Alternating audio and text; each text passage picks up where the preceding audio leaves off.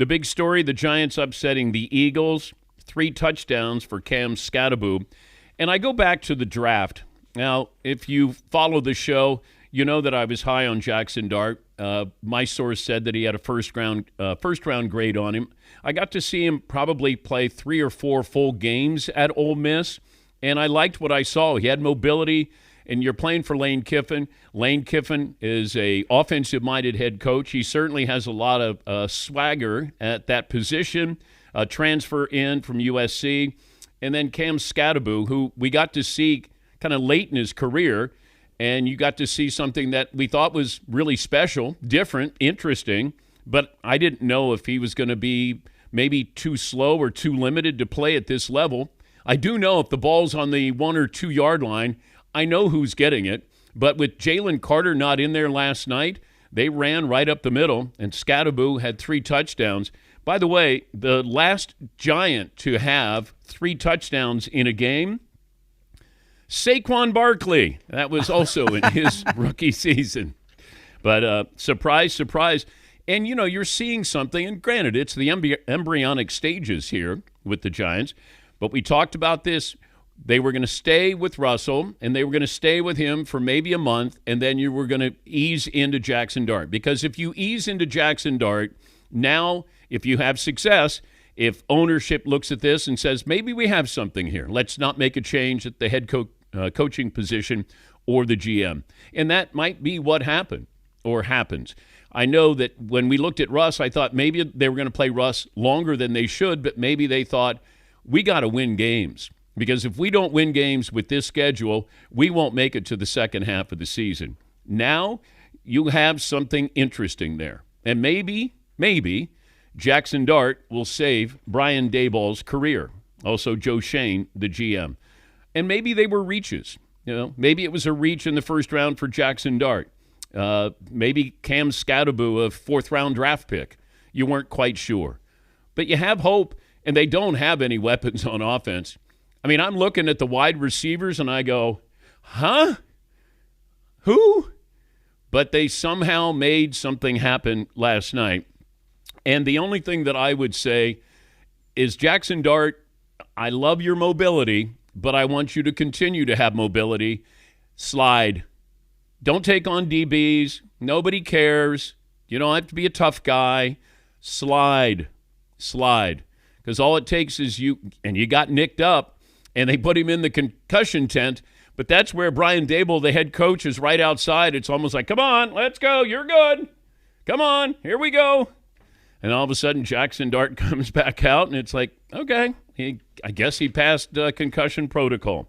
But his head coach, Brian Daboll, talked about Jaxson Dart's performance. Good team win. Against a division team on the road, or at home, should I say. Home crowd was awesome, but we got to give them a reason to be awesome too. So another good game by a rookie quarterback, but another good game from everybody around him, and that's what we needed. You know, it's not about one guy, it's about a team. 2 turnovers on defense, very good 3rd down execution on offense, ran the ball well, finished the game. It's good to have a young leader like Dart. Okay. Maybe a little more emotion, a little more enthusiasm there, Brian. You might have saved your job. Seton, what's poll question for the first hour of the program? Worst night, Phillies, Eagles. Well, Phillies because the season's over. Yeah, but the Eagles got cooked by a horrible Giants team. Rival? Yeah. That's terrible. The Eagles don't have to reinvent themselves. They have to rediscover themselves. And I think they've kind of lost who they are. What's their identity? You're throwing the ball an awful lot. You went away from Saquon Barkley in the second half of the game. And I give the Giants credit. They played, and like this game really meant something to them. Playing at home, Jaxson Dart played well. The defense played well. But I would say the Phillies because the season is over. The Eagles, we got a long way to go. Yes, Eaton. Saquon opened the game just ripping off 2 monster runs. And it's like, okay, here we go. This is going to be the game plan for do this, you know, lather, rinse, repeat for the rest of the night, and you're walking away with an easy dub here. And, you know, the Giants situation, that momentum at home, And I wondered, are they going to have that home field advantage, being a 7-point underdog? And it felt like that. Although I felt bad for Russell Wilson. He came in for one play and the fans booed. Come on. I'd say you're better than that, but I don't know if you are. I mean, Russ is not going in there to try to fail. The ball was tipped that he threw, and then, you boo him. What are you booing him for? What the heck? I don't know. But you have something with Jaxson Dart. He at least keeps them interesting, keeps them relevant, that he is a watchable performer. And Skattebo is not afraid of anybody. I don't know if he's going to be a good running back, but boy, he runs like you just said something about his family. He's going after. He runs angry.